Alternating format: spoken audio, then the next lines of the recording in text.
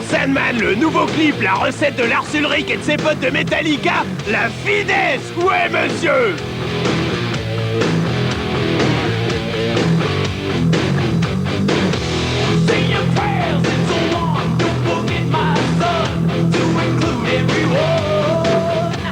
A year ago when we sat down to write these songs, we wanted to write some simpler songs and to get a little more to the point. And I think that we just took that train of thought into the album cover. We could simplify that, we could simplify the title and so on, and just keep everything really, really basic and simple, and just try and stay away from some of those silly things that other metal bands get themselves involved in.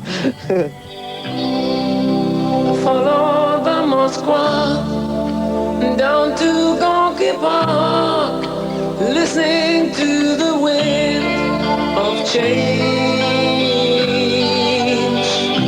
More than words to show you feel that you're... D'aucuns parmi les métalleux sont prêts à tout pour vendre des disques, même sortir des ballades, exemple Scorpions, Extreme ou Guns N' Roses.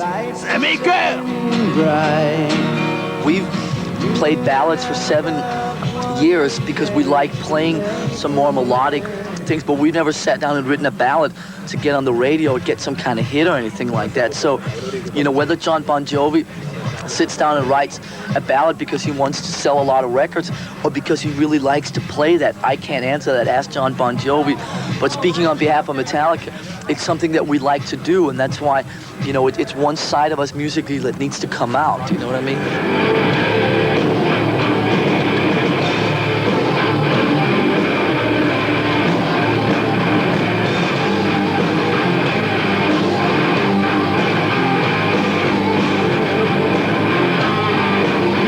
En concert chez les relous teutons, on prétend qu'ils sont plus intelligents que le reste des métalleux parce qu'à eux quatre, ils arrivent à un quotient intellectuel à 2 chiffres. Et d'abord, qu'est-ce que c'est un quotient intellectuel? I think most people outside the world of heavy metal will look inside the world of heavy metal and make some very brief conclusions without really looking beyond the surface. You know, they'll look at a band like Slayer and say, oh, Satanist lyrics, or look at a band like Poison and say, oh, sexist or whatever, and then they'll put those tags on everybody. Do you know what I mean? And I think that it's just not fair because there are a lot of bands that have something a little different to offer than what the overall thing that always gets put on in is. And I just wish people outside the world of heavy metal would do a little more investigation before they spoke up.